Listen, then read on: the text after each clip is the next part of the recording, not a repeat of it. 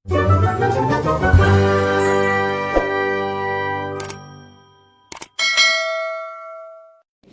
sudah ada perlindungan negara. Ada masalah di kampung, di apa sebenarnya sudah ada perlindungan negara. Selama bekerja di perlindungan negara, ketika pulang menjadi PNI punah dalam perlindungan negara. Perlindungannya 3 dimensi, ya, ekonomi, sosial, dan hukum. Kita rapat tadi malam sampai jam 11. Saya lagi memikirkan gimana ya untuk teman-teman PMI yang anaknya putus sekolah. Lagi dipikirkan gimana ya Malaysia itu ada kebijakannya anak-anak kita tidak boleh sekolah di sana. Nggak boleh. Bisa nggak kita bangunkan sekolah di pas perbatasan terdekat? Itu lagi dipikirkan oleh kita. Gimana ya ada PMI kerja perempuannya duit yang dikirim pada suami, suaminya kawin lagi. Bayangin sampai kawinan suami kita pikirin, ya.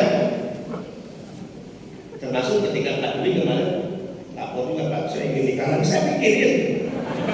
Duit. Oke, apalagi loh. Ini partai apa itu kredensial letter? Kalian tahu nggak kredensial letter itu publik, tracing? Kredensial letter itu surat kepercayaan. Kalian berangkat tuh yang pakai kuning-kuning itu tadi di video, udah bawa surat ini masing-masing itu ada logo Garuda di emboss mahal dalamnya tuh merah putih. Surat ini kalian bawa diberikan oleh kami, ditandatangan oleh saya atas nama pemerintah Indonesia, berikan itu kepada majikan, berikan kepada pimpinan perusahaan. Kredensial letter selama 77 tahun Indonesia berdiri, DPR nggak boleh pegang kredensial letter. Kalau keluar negeri, menteri nggak boleh pegang kredensial letter. Kepala badan nggak ada kredensial letter, nggak boleh. Hanya 1 orang pemilik kredensial letter sejak Indonesia berdiri sampai usia 77 tahun. Duta besar. Duta besar dilantik oleh presiden di istana, diserahkan kredensial letter. Bedanya duta besar tak ada presiden. Kemudian kalau PMI saya, tapi kalau benar bisa.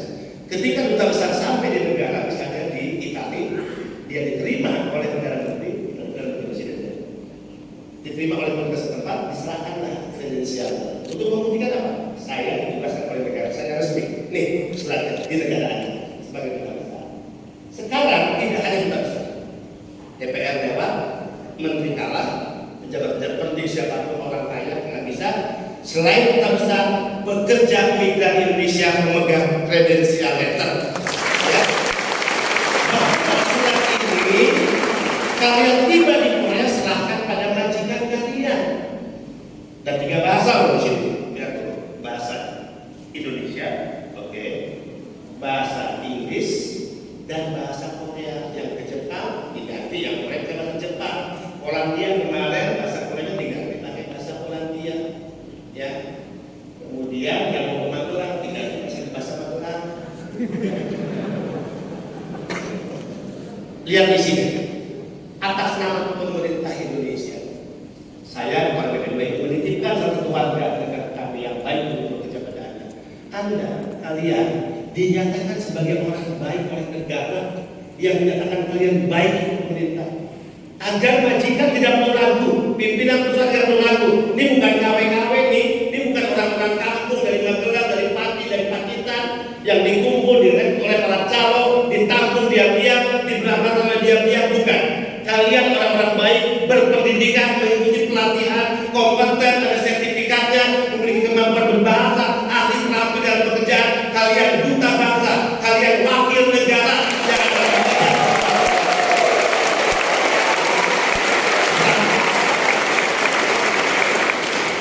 Negara yang menyatakan, ya, bukan calo si A, calo si B, bukan. Nah, ini tambahannya di belakang. Datanglah saya ke Menteri Pariwisata. Waktu itu masih Pak Wisnu. Ya karena temenan saya panggil bro, anggaran pariwisata kalau mau promosi pariwisata itu berapa besar? Berapa orang sih yang sering dikirim ke luar negeri gitu kan untuk promo pariwisata Indonesia? Ternyata banyak. Tapi dia hanya penyumbang devisa ketiga loh, masih kita di atas PNI. Ini kita yang mau deh pariwisata dengan PP2RW. Kita punya orang-orang nih setiap tahun 270.000 yang berangkat PMI ini. Gimana bang caranya? Ya udah, kita kerjasama, kita berikan gelar, tugaskan pada mereka sebagai duta pariwisata Indonesia. Sudah kita tangani MOU. Jadi kalian tidak hanya berjuang keluarga, pahlawan devisa PMI, kalian adalah duta pariwisata Indonesia. Itu sudah makanya saya selalu bilang, kalau kalian menjadi PMI, nggak perlu malu, nggak perlu gengsi, nggak perlu melintir di bandara takut lihat orang salah. Lihat tuh, udah pakai jaket sekarang. Lihat tuh pelepasan, presiden melepas, menteri melepas, menko melepas, anggota DPR, tokoh-tokoh politik penting di negara ini melepas. Saya nggak sombong ya. Pelepasan seperti ini baru terjadi di era kepemimpinan saya. Pelepasan seperti ini tidak akan kalian temui di negara-negara lain. Filipina yang selalu ngaku hebat pekerjaannya, mana ada nggak orang Filipina mau bekerja ke Taiwan, bekerja ke luar negeri, dilepas oleh presidennya, dilepas oleh para pejabat-pejabat? Nggak ada. Apalagi bicara Thailand, Laos, Kamboja, Bangladesh, Myanmar, India, nggak ada. Negara-negara lain ketika akan melepas pekerja, dilepas oleh para pejabat negara. Itu hanya terjadi di Indonesia. Itu perintah presiden, mas, berikan perlakuan hormat pada mereka. Saya kan tinggal menerjemahkan. Lord, itu perintah terhormat. Itu dilepas oleh orang penting, itu perlakuan hormat. Diberikan kredensial adalah perlakuan hormat. Kemudian masuk KTA dan PUR-PMI. Ya. Ini mudah-mudahan KTA sudah kita bahas lagi Bu ya. Karena kemarin ditunda 4 bulan. Stop 4 bulan. Ada teman-teman kita yang tidak disiplin bayar. Ada ketentuan OJK dengan BI Bu ya. Apa namanya NPR. Itu batas ambang toleransi. Kalau menunggaknya ada batas plafon tertentu, tidak ada jaminan terbayar, maka skema itu ditutup. Nah ini karena teman-teman kalian sendiri waktu itu ada sekitar berapa ya? 2 miliar lebih. 2 miliar tidak terbayar. Stop. Padahal KTA ini semangatnya, ini adalah begini. Presiden tanya sama saya, mas kalau mereka berangkat uangnya dari mana?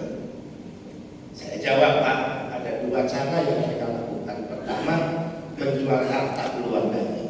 Betul kan? Ibu kita punya cincin, gelang, rumah, jual demi kita. Sertifikat tanah digadaikan untuk kita, untuk PMI. Atau saya katakan Pak Presiden, mereka pinjam ke rentenir, resikonya bunganya tinggi. Apa perintah beliau? Ya udah, jangan lagi anak-anak kita yang mau bermimpi bekerja menjual harta keluarga minjam ke rentenir. Kita kan nggak punya tenaga.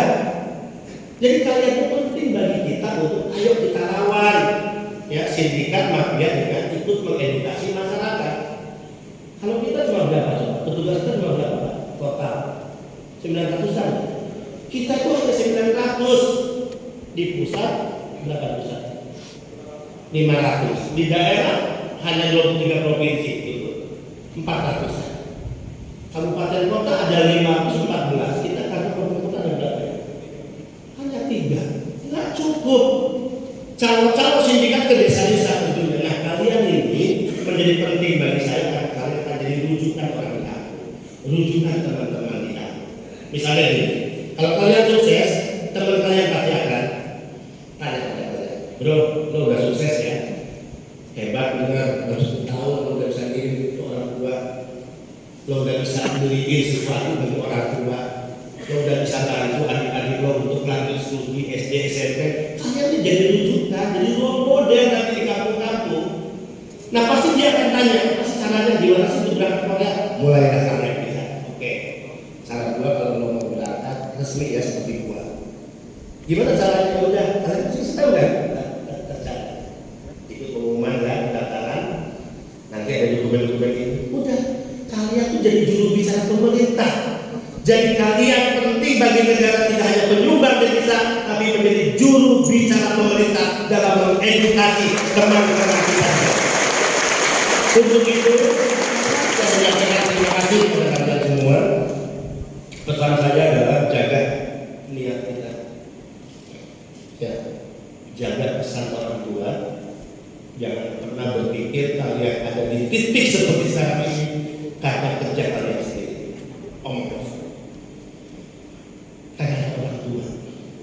berjibaku untuk diri kita yang kita pada titik hari ini. Bukan karena kehebatan kita. Allah sudah pasti. Karena doa-doa kita. Orang tua sangat penting.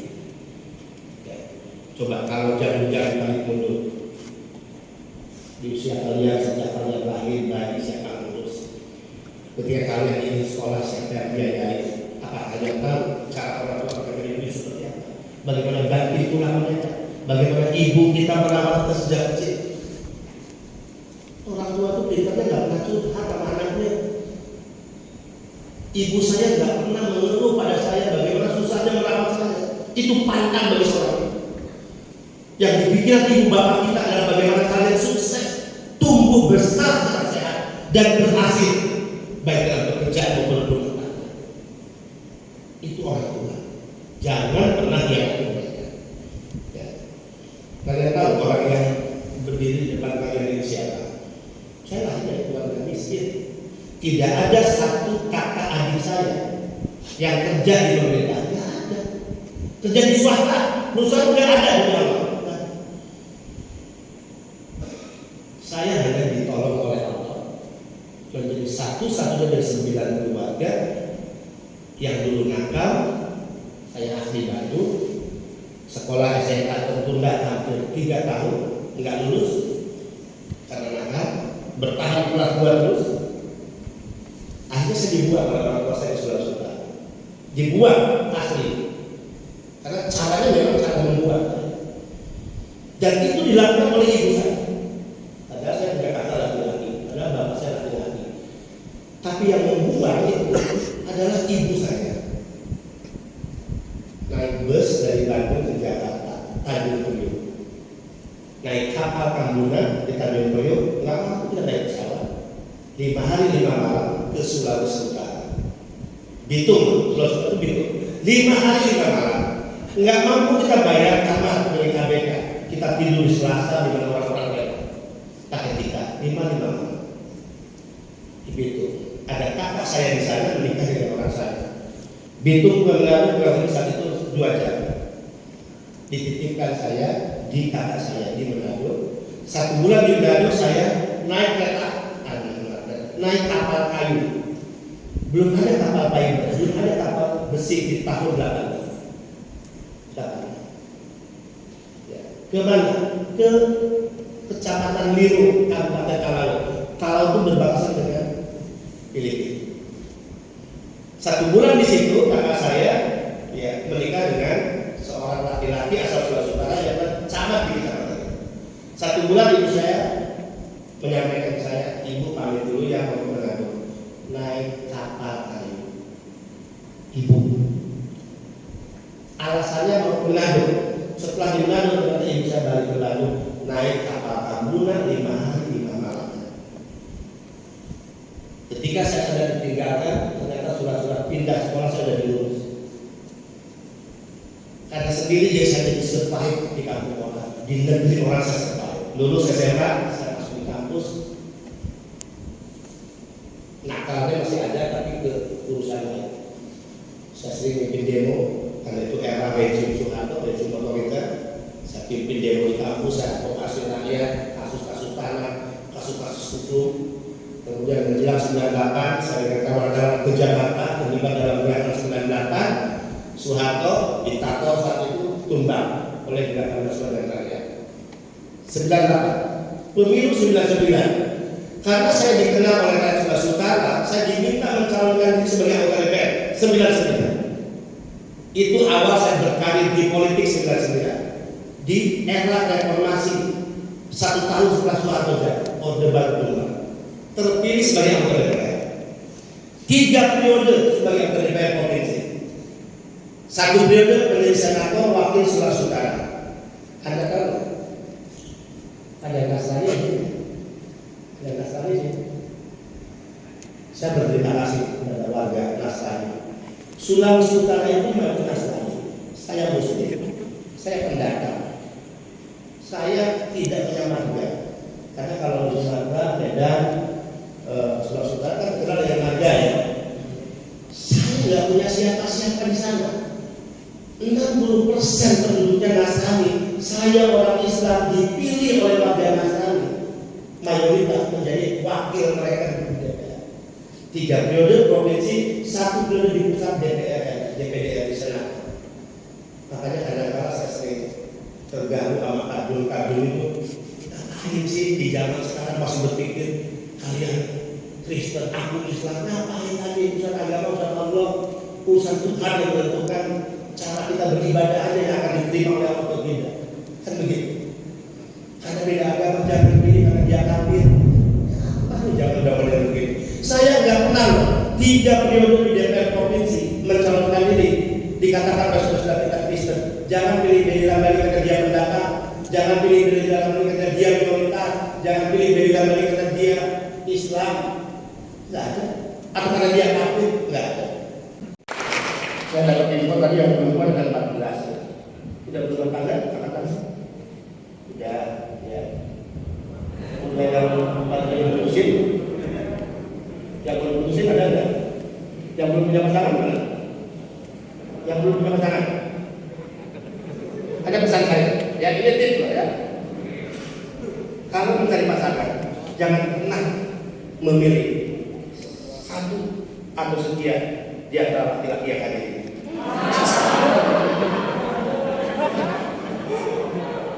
Ya karena dia udah punya pasangan semua, ya. Jangan tergoda ya.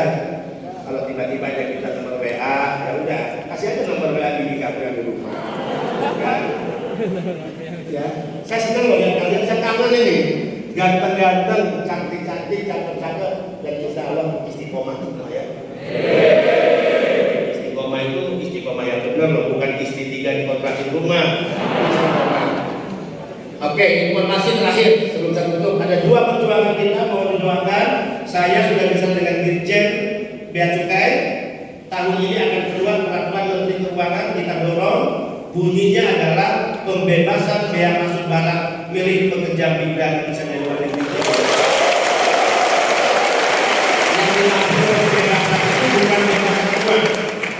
Kemarin secara nilai 20 juta. Jadi kalau barang-barang kalian nanti nilainya 50, 20 jutanya dilunasi. Kemudian kalian aman, tidak perlu lagi seperti video yang viral, banyak barang-barang disita oleh bea cukai kan gitu. Bea cukai nggak salah berdasarkan aturan. PMI tidak salah. Yang salah adalah mungkin BP2MI selama ini tidak pernah mengedukasi kalian. Kan ada aturannya kan bahwa barang bekas itu apa saja, berapa banyak, berapa nilainya. Barang baru juga ada aturannya. Nah PMI nggak ngerti ini. Tapi jangan salahkan PMI, negara salah tidak mengeluarkan aturan dan mengedukasi PMI. Aturan nanti akan mengedukasi PMI memiliki panduan barang apa saja yang bisa dibawa ke dalam. Ya. Kemudian yang kedua, tahun ini akan ada kebijakan, akan segera gunting pita, launching yang untuk pilot project. PMI kalau kerja itu untuk apa? Masa depan. Nabung duit untuk apa? Salah satunya ingin punya rumah kan? Datang saya ke Kementerian PUPR. Saya katakan Pak Dirjen, ini kan negara punya program perumahan murah untuk ASN, perumahan murah untuk prajurit TNI, perumahan murah untuk prajurit Polri. Kenapa untuk PMI tidak ada? Saya usul nih sebagai kepala BP2MI harus ada perumahan murah bersubsidi untuk PMI dan disetujui oleh Kementerian PUPR. Jadi nabung ya, rumah itu bisa ditinggali, jadi nggak kartu, nggak fleksibel. Bisa untuk tempat tinggal, bisa juga untuk investasi. Jadi kalau kalian misalnya mau nyicil, kalian tempatin, nggak ada masalah. Investasi, yang penting negara bertujuan uang kalian produktif dan diinvestasikan, ya.